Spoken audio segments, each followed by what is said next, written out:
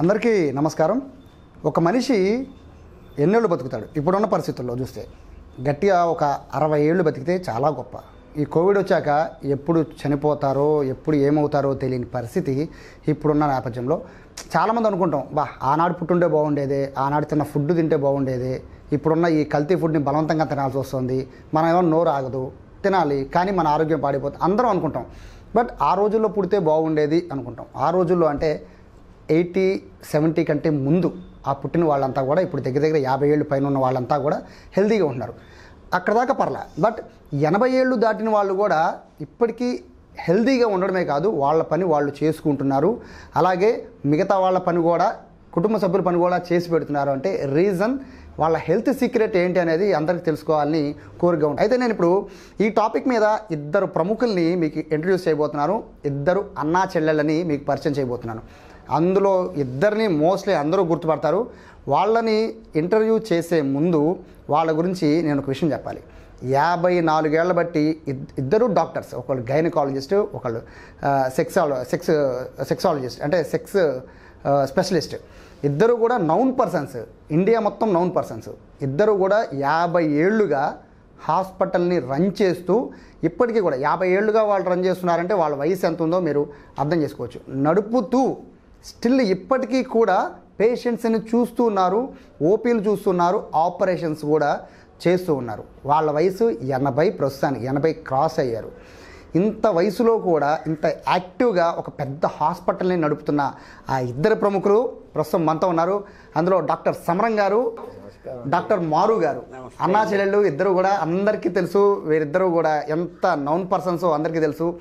గైనిక్లో మేడంది ఒక రికార్డే ఉంది, అత్యధిక ఎక్కువ గైనిక్ పేషెంట్స్ని చూసిన రికార్డు కూడా మారు గారికి ఉంటే, సమరం గారి గురించి అసలు ఇంట్రడక్షన్ ఇవ్వడం కూడా నాకు తెలిసి అమాయకత్వమే. సార్, మీ వయసు 84 ఉండొచ్చు, మేడం గారి దగ్గర 80కి దగ్గరలో ఉన్నారు. ఎలా సార్ ఇప్పటికీ మీరు ఓపెన్ చూస్తున్నారు? నేను మీ దగ్గరకు వచ్చేలోపు కూడా మీరు ముందు కూడా పేషెంట్స్ని చూస్తున్నారు, ఇప్పటికీ యాక్టివ్గా ఉన్నారు. పైగా మీరు రెడ్ క్రాస్లో మెంబర్, రెడ్ క్రాస్కి ఇన్ఛార్జ్, సో ఇండియన్ మెడికల్ అసోసియేషన్లో ఒక మెంబరు. ఇవి కాకుండా నేషనల్ కాన్ఫరెన్స్లకు వెళుతూ ఉంటారు.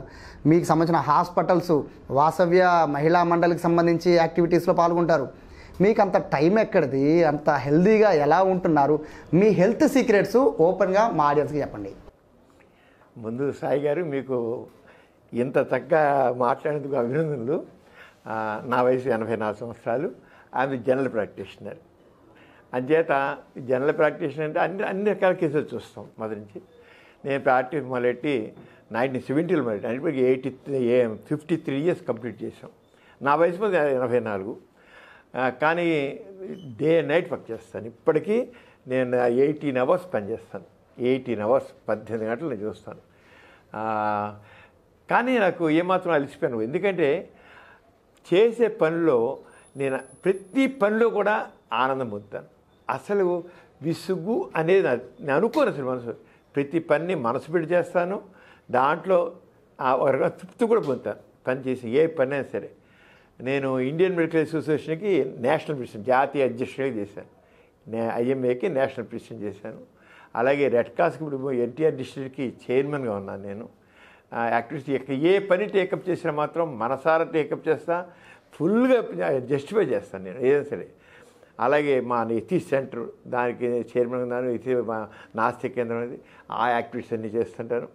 అలాగే పక్కన సోషల్ వర్క్స్ ఏదైనా సరే ఇలాగా అన్నిట్లోనూ నేను ఫుల్గా ఇన్వాల్వ్ అవుతాను. కానీ హాస్పిటల్ వరకు మాత్రం చాలా కమిటెడ్గా చూస్తాను పేషెంట్స్. అందుకే నా పేషెంట్స్ వచ్చి, ఏంటి సార్ మీరు ఇప్పుడు చూసిన హాస్పిటల్ పేషెంట్ చూస్తుంటారు, ఇప్పుడు వెళ్ళి చేస్తారు ఇవన్నీ అని అడుగుతుంటారు నన్ను. కానీ మధ్యలోనే 1 గంట 2 గంట బయటికి వెళ్ళి చేస్తున్నప్పుడు రోజు ఆల్మోస్ట్ ఎక్కడో చోట మీటింగ్లో మాట్లాడాల్సిందే, టీవీ ఛానల్స్లో మాట్లాడాల్సిందే.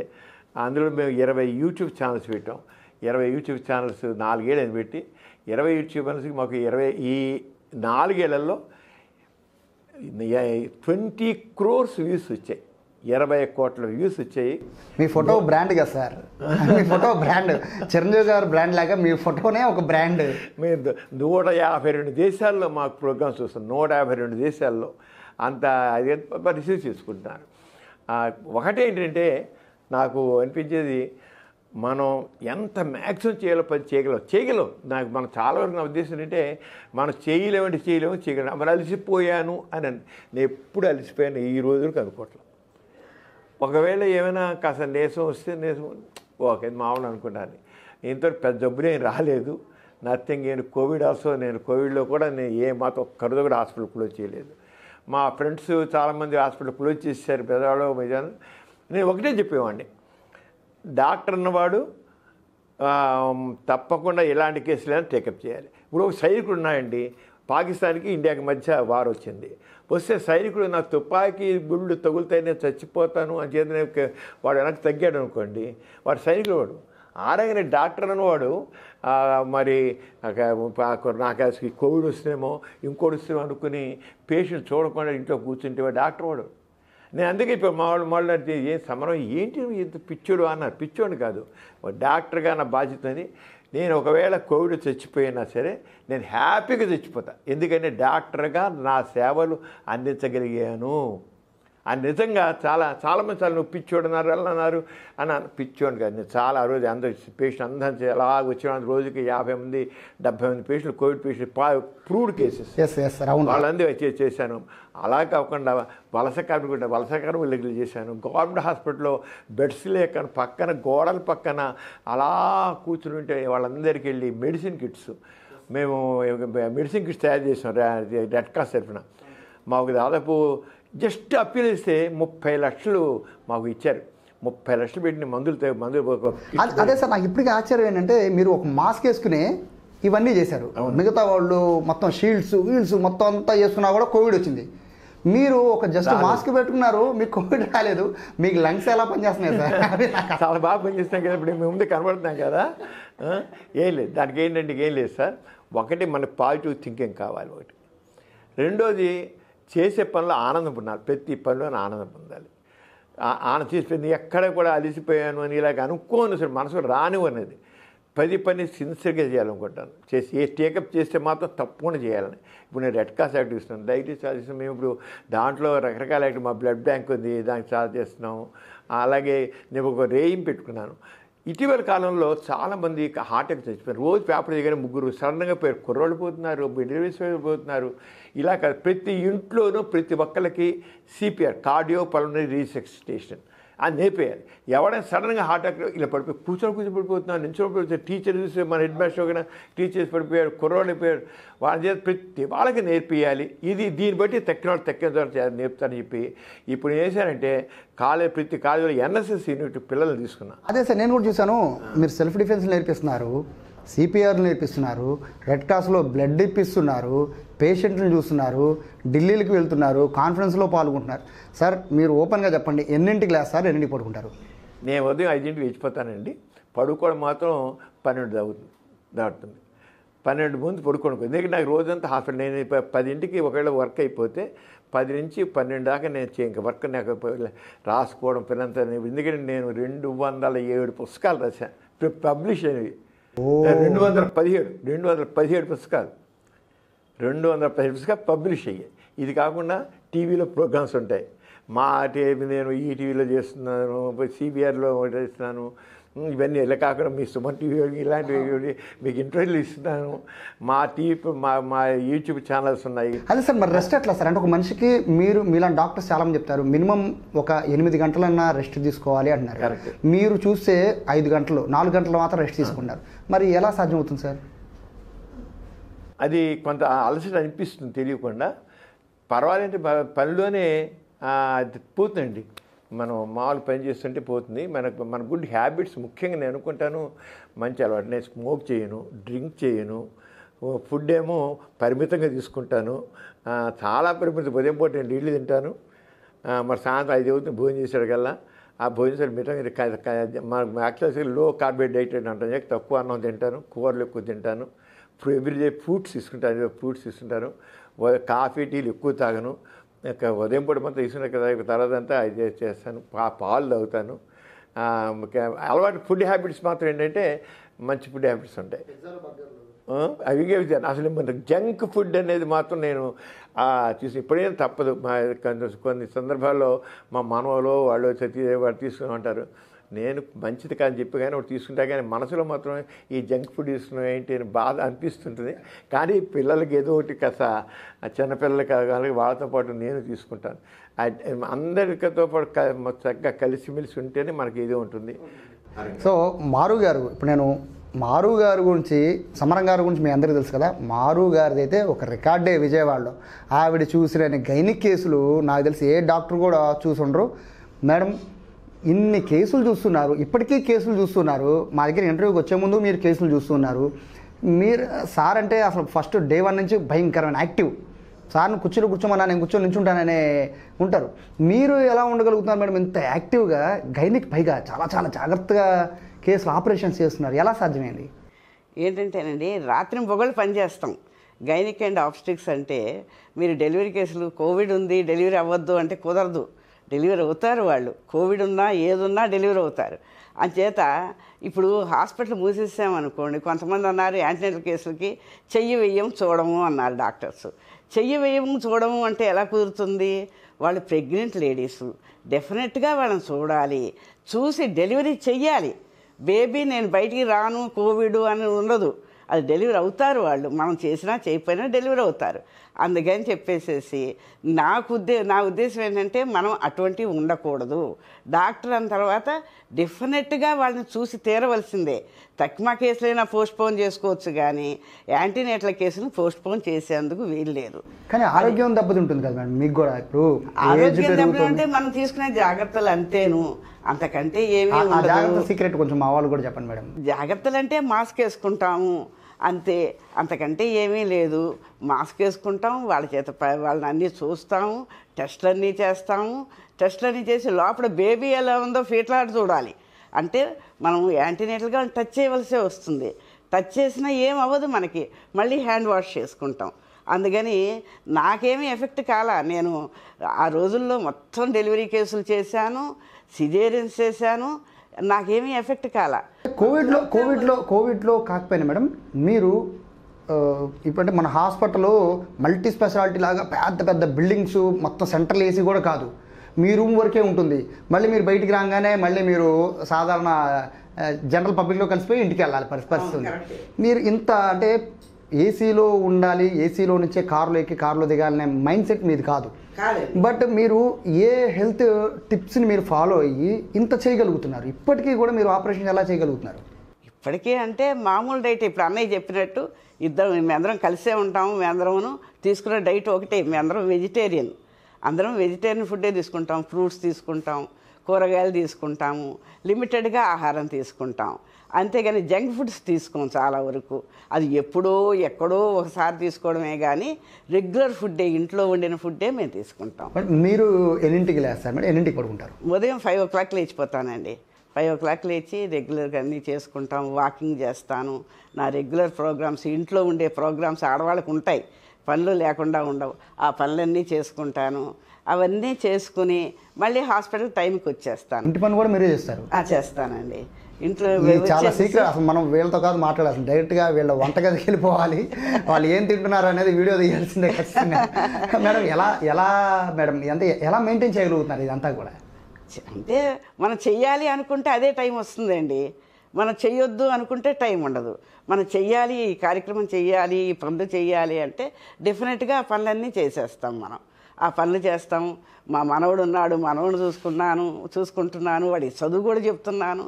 ఇక్కడికి వచ్చి హాస్పిటల్లో పనిచేస్తాను. మధ్యలో ఎమర్జెన్సీస్ వస్తే మళ్ళీ వచ్చి చూస్తాను. హాస్పిటల్కి వచ్చి కొన్ని ఎమర్జెన్సీస్ ఉంటాయి, గైనిక్ అండ్ ఆబ్స్టిక్స్లో చాలా ఎమర్జెన్సీస్ ఉంటాయి, అవన్నీ చూస్తాను.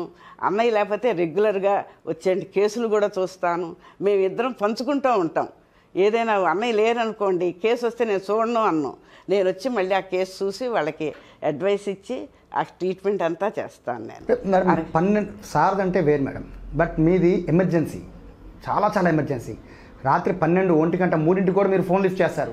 నాకు తెలిసి విజయవాడలో చాలా తక్కువ మంది డాక్టర్లే 2, 4, 3 లిఫ్ట్ చేసేవాడు అన్నారు. మీరు 3 కూడా లిఫ్ట్ చేసి ఆపరేషన్ చేసిన రోజు 100 ఉన్నాయండి.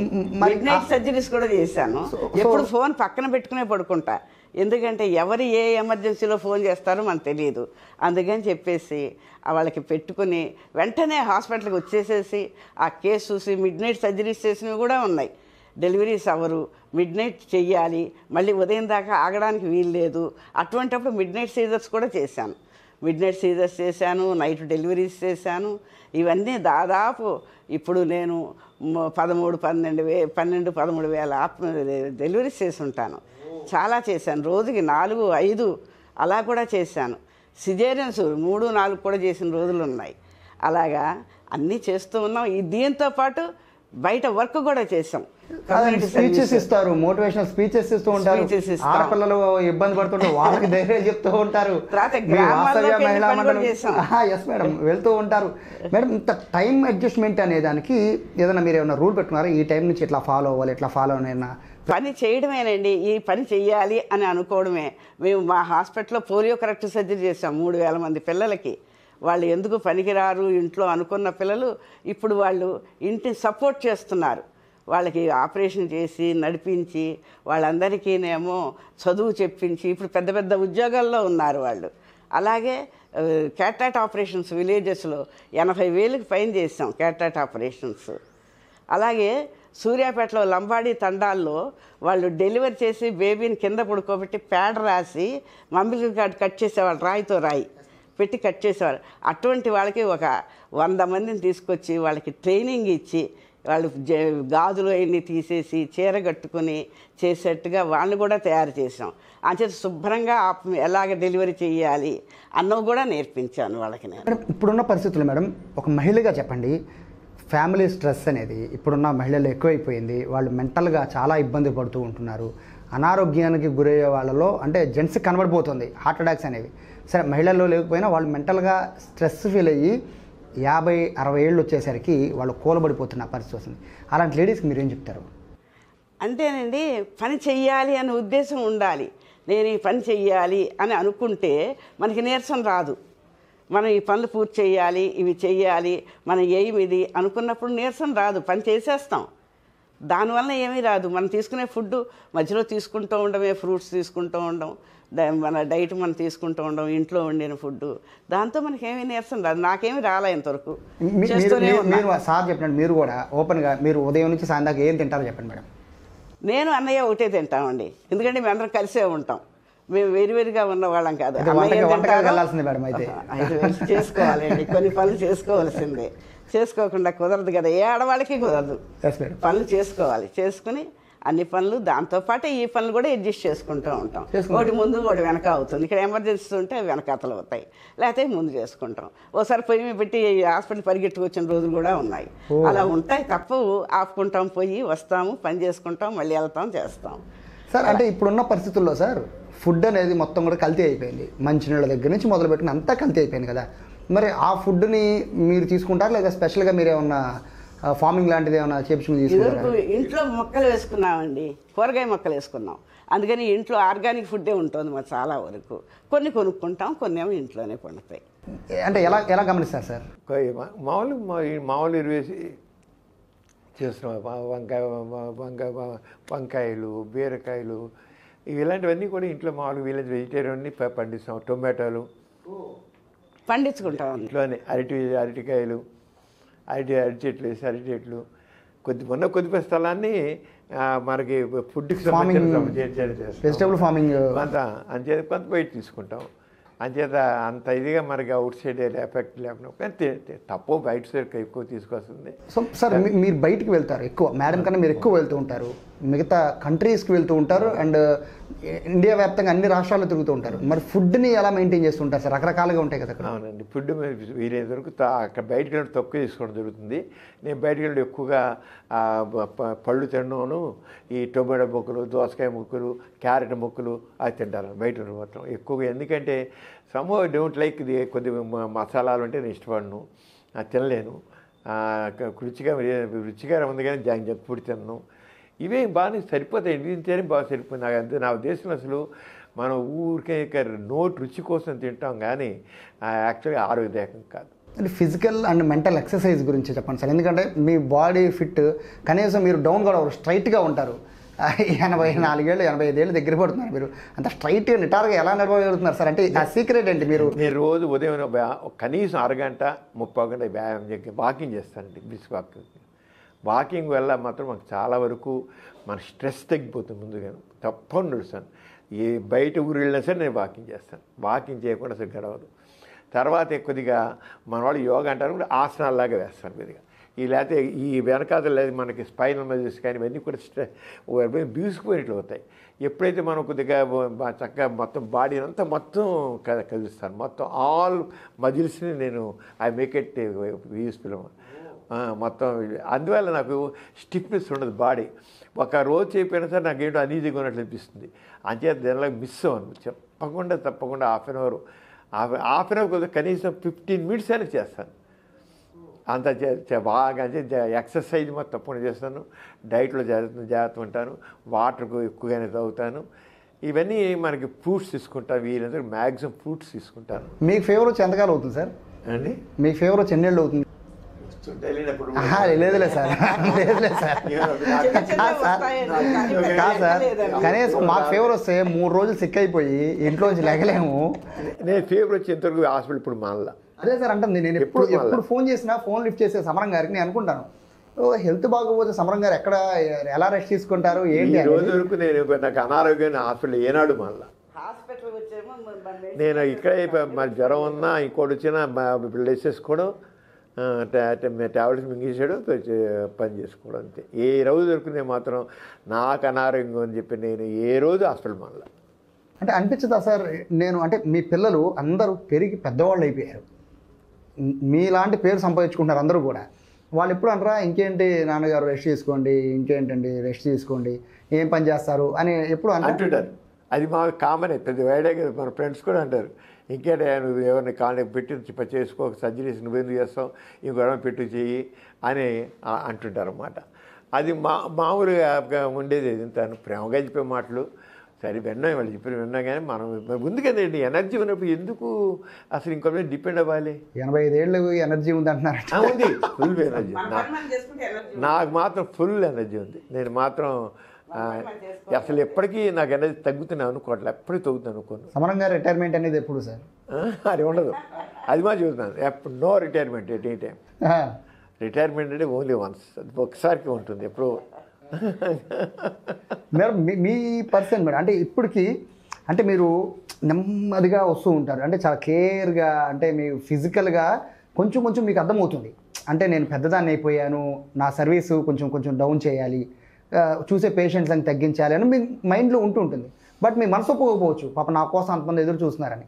మరి మీకు ఎప్పుడు అనిపించలేదు మేడం ఇంకా చాలే ఇక రెస్ట్ తీసుకుందాం అనేది? అలానే ఎప్పుడు అనిపించలేదండి. నేను పని చేయాలని అనుకుంటా, ఇంకా ఎక్కువ పని చేయాలనుకుంటా.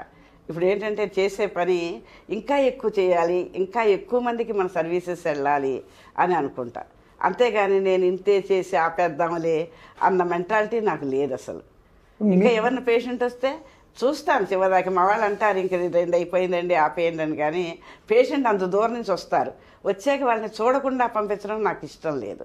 అందుకని వాళ్ళు ఇదేంటో చూసి అప్పుడు పంపిస్తాను, అంతేగాని అడ్వైస్ ఇవ్వకుండా నేను పంపించాను. మీ పిల్లలు కూడా ఇప్పుడు అనలేదా మేడం ఇంకా చాలే అండి ఇంకా? అలానే అసలు ఎప్పుడు మా బాబు అనలేదు. నాకు ఒక్కడే కొడుకు, వాడు కూడా ఎప్పుడు అనలా.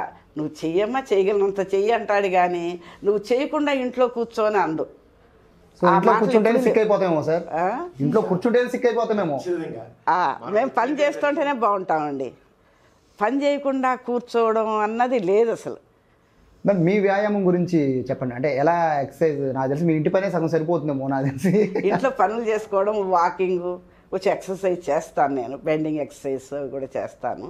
ఆ రకంగా చేస్తే నాకు సరిపోతుంది. సో ఇప్పుడు మీ ఇద్దరు గురించి చెప్పండి. మేడం ఈ వయసులో మొన్న కూడా హాస్పిటలైజ్ అయ్యారు, నాకే చాలా బాధ వేసింది అయ్యో అని. కానీ మేడం గారికి ఉన్న స్ట్రెంగ్త్కి టక్మని సేమ్ ఇప్పుడు ఎలా ఉన్నారో అలా ఉన్నారు, హాస్పిటల్కి వెళ్ళే ముందు ఎలా ఉన్నారో వచ్చాక కూడా అలాగే ఉన్నారు. మీకు అనిపించలేదు సార్ ఎందుకు పాపం తను కష్టపడుతుంది అని, ఎందుకు అనవసరం స్ట్రెస్ అది ఎప్పుడు అనిపించలేదా సార్? మరి నేను పనిచేస్తాను కనుక తను ఎనర్జీ ఉన్నప్పుడు మానకూడదండి ఎవరైనా సరే. మనం రెస్ట్ తీసుకుంటే మనం లేజీ ఫీల్స్ సోమరిపోతూ అయిపోతాం. అంటే అది ఎప్పుడైనా నేను అనుకుంటానండి, పని చేస్తుంటేనే మనం యాక్టివ్గా ఉంటాం, పని చేయకుండా రెస్ట్ తీసుకుంటేనే. మనకేంటంటే యాక్చువల్గా మన శరీరంలో ఫీల్ గుడ్ హార్మోన్స్ అనేవి రిలీజ్ అవుతాయి. మనం ఎప్పుడైతే పని చేస్తుంటామో, కొద్దిగా వ్యాయామం చేస్తుంటామో, ఆ ఫీల్ గుడ్ హార్మోన్స్ వచ్చి మన దాంట్లో డోపమైన్ వచ్చి మనకు మంచి ఎనర్జీని ఇస్తాయి. మనం రెస్ట్ చేసుకుంటుంటే ఆ ఫీల్ గుడ్ హార్మోన్స్ రిలీజ్ అవ్వవు. రిలీజ్ కాకపోతే మనం డల్గా తయారవుతాం. అంచేత మనం ఎక్సర్సైజ్ చేయడం, పని చేసుకుంటుంటే మన పనిలోనే మనకి మన ఆరోగ్యం చక్కగా ఉంటుంది. అదంటే నేను ఒకటి ప్రతివాళ్ళు చెబుతాను విషయం, మీరు ఎప్పుడు ఖాళీగా ఉండొద్దు, పని చేస్తుండండి. అసలు రెస్ట్ అనేది పనికి రాదు. రెస్ట్ ఎందుకు? జబ్బున్న వాళ్ళకి రెస్ట్ బాగా, ఏదో పెద్ద గుండె జబ్బు ఉండో లేదా ఆపరేషన్ చేయించుకున్న వాళ్ళకో వాళ్ళకి రెస్ట్, కానీ మామూలుగా మనకెందుకు రెస్ట్? అసలు రెస్ట్ అనేది కరెక్ట్ కాదు. అసలు పని చేస్తుంటే ఎంత మనం పని చేస్తుంటామో అంత ఎక్కువగా మనలో ఫీల్ గుడ్ హార్మోన్స్ రెడీ అవుతాయి. ఆ ఫీల్ గుడ్ హార్మోన్స్ మనం ఎనర్జీస్ లెవెల్ బాగా పెరుగుతాయి, ఇమ్యూనిటీ పెరుగుతుంది. ఇమ్యూనిటీ మనకు ఆరోగ్యం చక్కగా ఉంటుంది. అంటే స్ట్రెస్ పెరుగుతుంది కదా సార్? అంటే పని చేస్తుంటే స్ట్రెస్ ఎందుకు ఉంటుంది? పని చేస్తే స్ట్రెస్ ఉండదు. మనం వర్క్ ఏ పని ఎంత చేసుకోగలం చూసుకుని చేస్తే, ఇంకా ఓవర్గా వర్క్ పెట్టేసుకుని ఓవర్గా చేస్తే అప్పటికి రావచ్చు. కానీ మనం మన పరిమితులు బట్టి చేస్తే స్ట్రెస్ రాదండి. అది మనం అంటే వర్క్ ప్లానింగ్ కావాలి. మనం ఇవాళ ముందే ప్లాన్ చేసుకోవాలి. ప్లానింగ్ ఈరోజు మనం ఏం చేద్దాం అనుకుంటే ఆ ప్లాన్ చేసుకుంటే ఏమంటుంది సార్. ఇంకొకటి, మీ నాన్నగారు 94 ఏళ్ళు, 95 సార్ ఆయన కొద్దిగా ఎర్లీగా అనిపోయారు. మా అమ్మ మాత్రం 94 ఏళ్ళు ఉంది. సారీ. సో ఆవిడ, మీ మదర్ గారు 95 ఏళ్ళు, దగ్గర 94 ఏళ్ళు. బహుశా మా అమ్మ వాళ్ళ జీన్సే అదే అనుకుంటే. ఎందుకంటే మా ఇంట్లో అందరూ కూడా ఆల్మోస్ట్ 85, 86 అలాగే ఉన్నారు. మా పెద్దక్కే ఉంది ఇప్పుడు 96 ఏళ్ళు. 96 ఏళ్ళు పెద్ద అక్కయ్యకి. ఇప్పుడు బాగుంది మా పెద్ద అక్కయ్య. ఇటీవల కాలం మా పెద్దబాబు గారు పోయారు. ఆయనకి 105 సంవత్సరాల్లో బతికారు ఆయన. ఇటీవల పోయారు ఆయన, మా పెద్దబాబు గారు. మా అక్కయ్యకి 96 ఏళ్ళు ఉన్నాయి. తను యాక్టివ్గా ఉంది. బహుశా మా అమ్మ వైపు నుంచి వచ్చి ఉండదు జీన్స్ మా అందరికీ. సో ఇది జీన్సే అంటారు? జీన్స్ కొంత తప్పకుండా ఎఫెక్ట్ ఉంటుందండి. జీన్స్ ఎఫెక్ట్ కొంత ఉంటుంది, ఖచ్చితంగా ఉంటుంది. దాంతో మన హ్యాబిట్స్, మన ఎక్సర్సైజు, మన పాజిటివ్ థింకింగు దాన్ని బట్టి ఉంటుంది. Positive thinking very very important. మనసు ప్రశాంతం పెట్టుకోవడం, ఊరికి పెద్దానికి ఇది కావాలి అంత హై అంబిషన్. పని చేయాలి కానీ ఏవో కావాలని పెద్ద అంత అంబిషన్ కదా.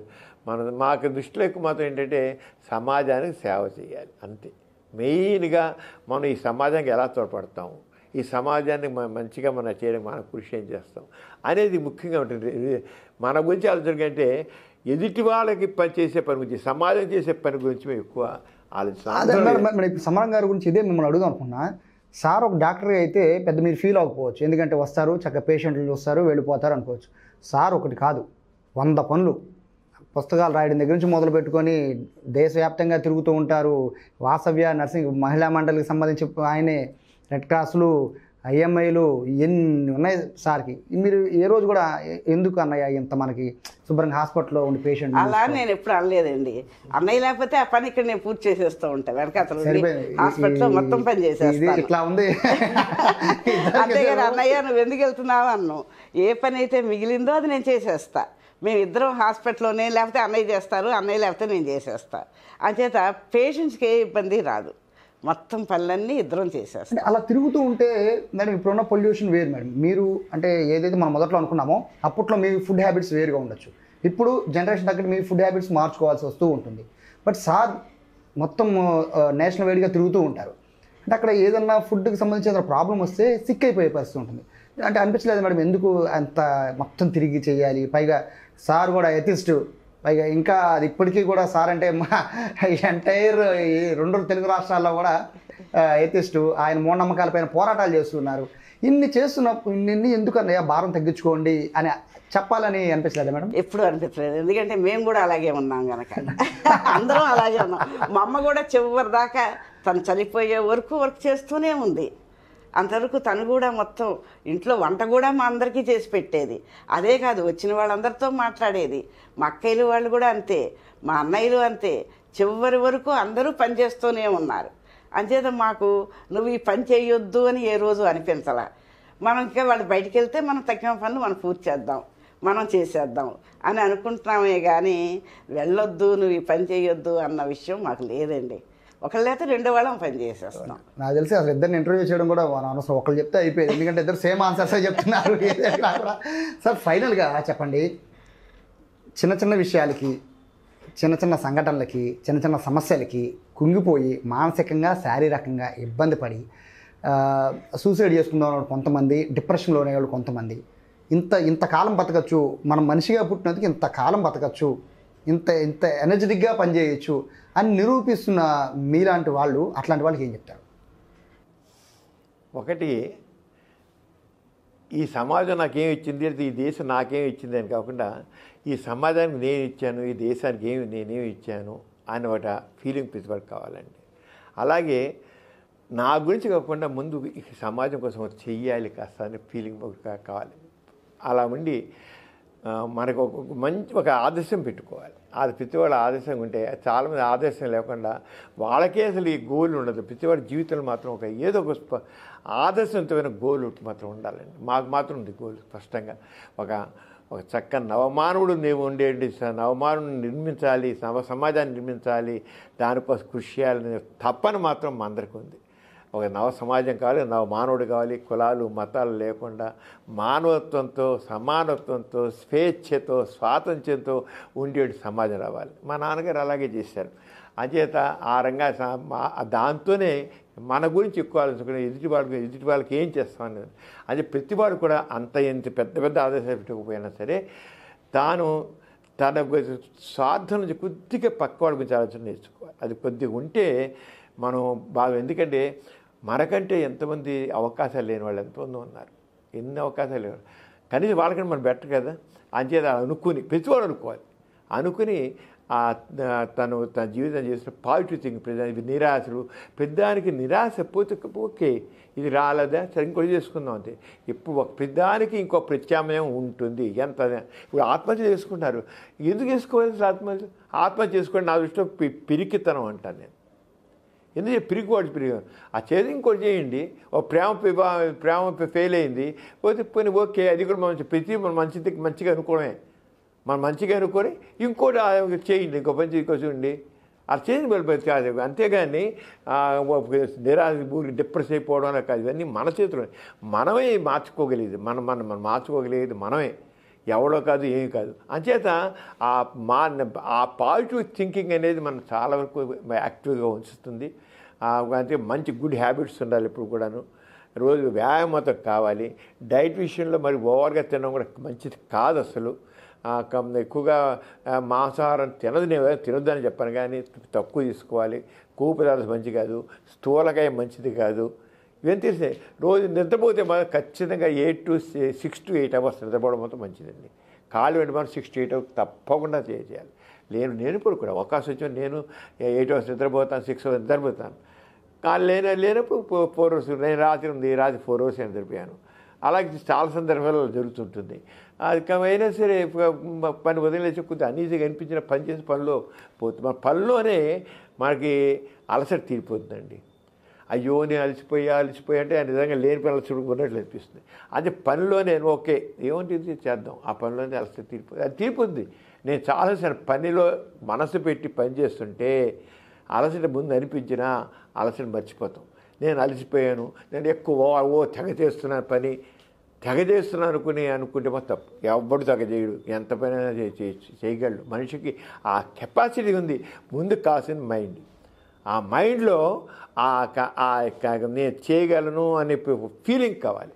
నేను అలసిపోయాను అనుకుంటే అలసిపోతాడు. ఎప్పుడు రెస్ట్ తీసుకోవాలి, ఓ పని చేసి రెస్ట్ తీసుకుందాం అన్నారు వద్దు, అసలు అనుకోవద్దు. అలాగా నెక్స్ట్ మనిషికి ఆ శక్తి ఉంది నెక్స్ట్ ఇంకో పని చేస్తుండేది. ఖాళీ ఉంటే పడుకోండి, ఖాళీ లేకుండా మాత్రం చేయాల్సిన పని ఉన్నా సరే నిద్రపోదాం, రెస్ట్ తీసుకున్నాం, ఇవన్నీ అలాగే ఊరికి సినిమాలు చూసి ఆ టీవీలో ఆ సీరియల్స్ చూసుకుంటూ కూర్చుంటూ this is not correct. So madam మీరేం చెప్తారు? ఎంతోమంది గృహిణులు సార్ చెప్పారు ఎండింగ్లో, మనం పొద్దున పని చేసుకున్నాం, సాయంత్రం హ్యాపీగా రిలాక్స్ అయ్యి సీరియల్స్ చూస్తున్నాం, ఇట్లాంటి వాళ్ళు చాలామంది ఉన్నారు. అట్లాంటి వాళ్ళందరికీ మీరేం చెప్తారు? మాది పెద్ద జాయింట్ ఫ్యామిలీ అండి. మేము 9 పిల్లలం. మా బావగారు, మా వదినలు అందరూ పనిచేస్తూనే ఉన్నారు, ఎవరూ ఖాళీగా లేరు. అందుకని మా ఫ్యామిలీలో ఏంటంటే అందరం పనిచేయడం వైపే ఉన్నాం కానీ రెస్ట్ వైపు లేవు. అంచేత మాకు రెస్ట్ తీసుకుందాము అన్నటువంటి మెంటాలిటీ ఇంతవరకు రాలేదండి. ఎంతసేపు పని చేయగలమో అంత పని, ఎంత ఎక్కువ పని చేయగలమో అంత పని చేయడం అలాగా. అంచేత మాకు మీరు అన్నటువంటి రెస్ట్, ఏదో అవసరమైన రెస్ట్, ఇప్పుడు అన్నయ్య చెప్పారు కదా, అవసరమైన రెస్ట్ తీసుకోవడం, తక్కువ టైం పని చేయడం. ఆరోగ్యంగా. సో ఆడవాళ్ళు ఎక్కువ పని చేస్తూ ఉంటారు మేడం. వాస్తవంగా చెప్పాలంటే జెంట్స్ ఒక పనే, ఆఫీస్కి వెళ్ళామా ఇంటికి రావడం, రిలాక్స్ అయిపోవడం, మిగతా అంతా కూడా ఇంట్లో వాళ్ళు పని చేస్తారులే అని పిల్లలతో ఆడుకోవడం ఉంటుంది. బట్ లేచిన దగ్గర నుంచి రాత్రి దాకా లేడీస్ పని చేస్తూనే ఉంటారు. వాళ్ళకి ఎక్కువ స్ట్రెస్ ఉంటుంది వాస్తవంగా జెంట్స్ కన్నా. స్ట్రెస్ అనుకుంటే స్ట్రెస్ అండి, పని అనుకుంటే స్ట్రెస్ ఉండదు. నా పని ఇది నా బాధ్యత అనుకున్నాం అనుకోండి, స్ట్రెస్ ఉండదు, పని చేసేస్తాం. ఇక దానిలో స్ట్రెస్ ఫీలింగ్ ఉండదు. సో నా మీరు బాధ్యత అని అనుకోవడం, పని చేయడం నా మీ రెస్పాన్సిబిలిటీ. ఇద్దరు ఆన్సర్ అయితే ఒకటే. మీ హెల్త్ సీక్రెట్ ఏంటి అనేది వాళ్ళ మాటల్లో క్లారిటీగా ఉంది. వాళ్ళ హెల్త్ సీక్రెట్ ఏంటంటే పని చేయడం, అలసిపోయేదాకా కాదు, అది పని చేస్తే అలిపే రాదు అంటున్నారు. సో నాకు తెలిసి ఇంత వయసులో విజయవాడలో నాకు తెలిసి ఈ వయసులో ఇప్పటికీ ఫుల్ బిజీ షెడ్యూల్ ఉన్న డాక్టర్స్ ఎవరు అంటే వీళ్ళిద్దరు మాత్రమే. ఫుల్ బిజీ షెడ్యూల్, ఎప్పుడు కంటిన్యూగా షెడ్యూల్ బిజీగా ఉంటుంది. సమరం గారి గురించి ప్రత్యేకంగా చెప్పాల్సిన పనే లేదు. ఎప్పుడు ఎక్కడ కనబడతారో కూడా తెలియని పరిస్థితి సమరం గారిది. ఇప్పుడు నాతో ఇంటర్వ్యూ చేస్తున్నారు, రేపు పొద్దున్నే ఆయన ఢిల్లీ వెళ్ళిపోవాలి. సో ఇంత టైట్ షెడ్యూల్లో ఆయన 84-85 ఇయర్స్ దగ్గర పడుతున్నా కూడా హెల్త్ చేస్తున్నారంటే హెల్త్ అనేది చాలా కేర్ అనేది ఎంత జాగ్రత్తగా తీసుకోవాలి అనేది సమరం గారు చెప్తున్నట్టుగా కూడా వ్యాయామం అనేది మస్ట్గా తీసుకోవాలి. అలాగే వర్క్లో నేను అలసిపోయానన్న ఫీలింగ్ అయితే మన మనసులో ఎప్పుడైతే వస్తుందో అప్పటి నుంచి మనలో ఒక అలసట అనేది స్టార్ట్ అయిపోయి మన బద్ధకాన్ని పెంచేస్తుంది అనేది సమరం గారి మాటలో. మారు గారు కూడా చెప్తున్నారు, ఇంటి పని మన సొంత పని అన్నట్టుగా చేసుకొని మనం అలసిపోలేదు అనే ఫీలింగ్ మనలో ఉంటే కనుక అది ఖచ్చితంగా అది బూస్టప్ ఇస్తుందని చెప్పి మారు గారు చెప్తున్నారు. ఓవరాల్గా ఇద్దరు మాటల్లో ఇద్దరు కూడా నాకు తెలిసి ఇంకొక 100 ఇయర్స్ సమరం గారికి మారు గారికి వచ్చినా కూడా నాకు తెలిసి ఇదే ఇంటర్వ్యూ మనం అడిగినా కూడా ఎలాగే సమాధానం చెప్తారు. బట్ అప్పటికి నేను ఈ కుర్చీ కాకుండా ఇంకొక మెత్తడి కుర్చీ వేసుకొని కూర్చుంటాను. కానీ సార్ మాత్రం మేడం మాత్రం అలాగే కూర్చోవాలని అందరం కోరుకుంటూ thank you so much sir. ఇది హెల్త్ సీక్రెట్, సమరం గారి హెల్త్ సీక్రెట్, అలాగే మారు గారి హెల్త్ సీక్రెట్. సో అందరూ కూడా సార్ చెప్పిన విధానాలను కూడా ఫాలో అయ్యి ఆరోగ్యాన్ని మెరుగుపరుచుకోవాలని కోరుకుందాం.